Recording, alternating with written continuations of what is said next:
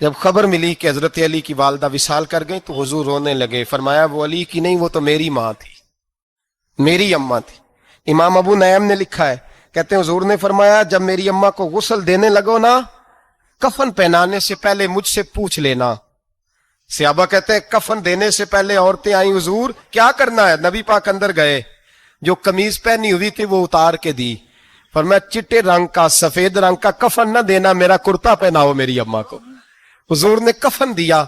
حضرت ابو ذر غفاری فرماتے ہیں جب جنازہ پڑھ لیا نا تو نبی پاک فرمانے لگے قبر صحیح بنائی ہے تم نے؟ حضور صحیح بنائی ہے. فرمایا نہیں لگتا نہیں.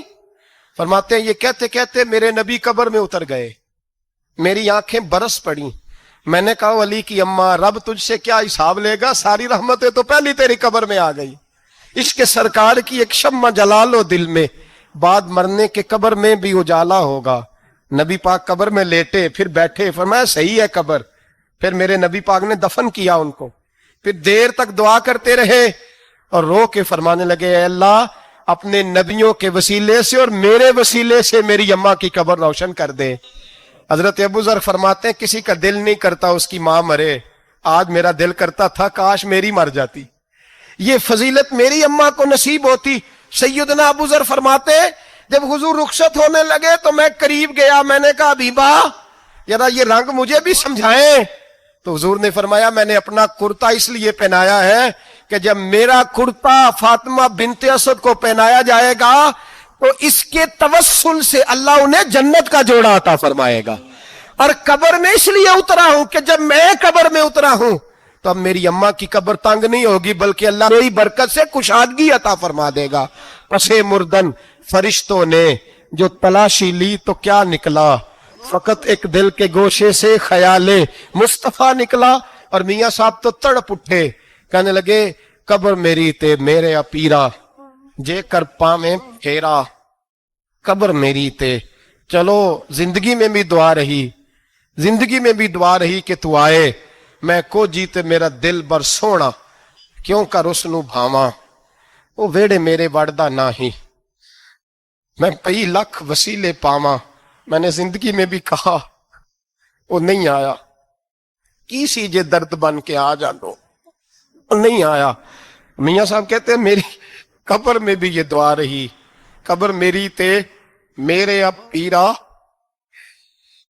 جے کر پاویں پھیرا. قبر میری تے میرے اب پیرا جے کر پاویں پھیرا. قبر دے وچوں ہڈیاں اٹھ کے مجرا کر سن تیرا.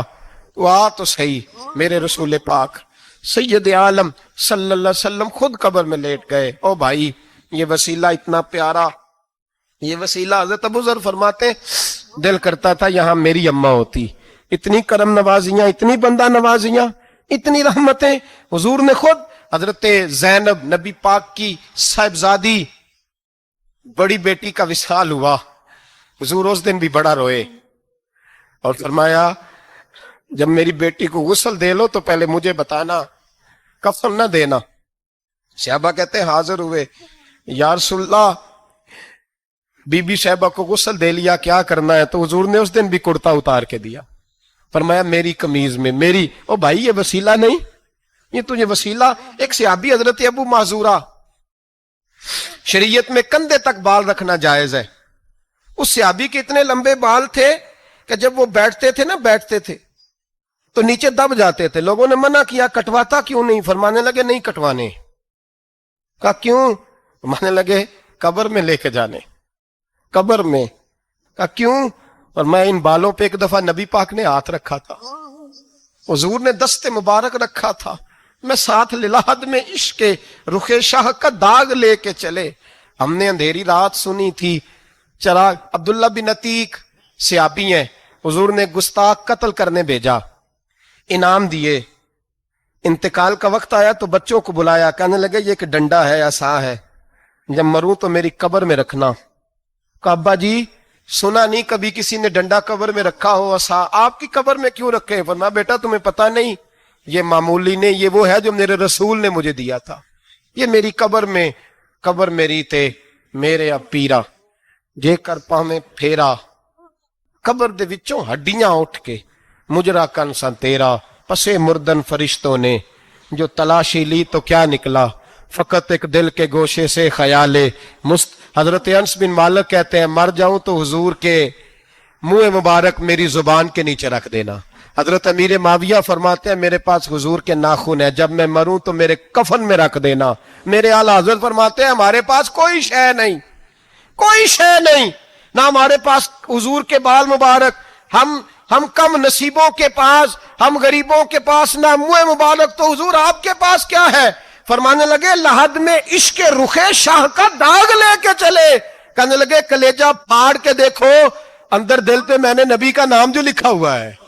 لحد میں عشق رخ شاہ کا داغ لے کے چلے، ہم نے اندھیری رات سنی تھی چراغ لے کے چلے۔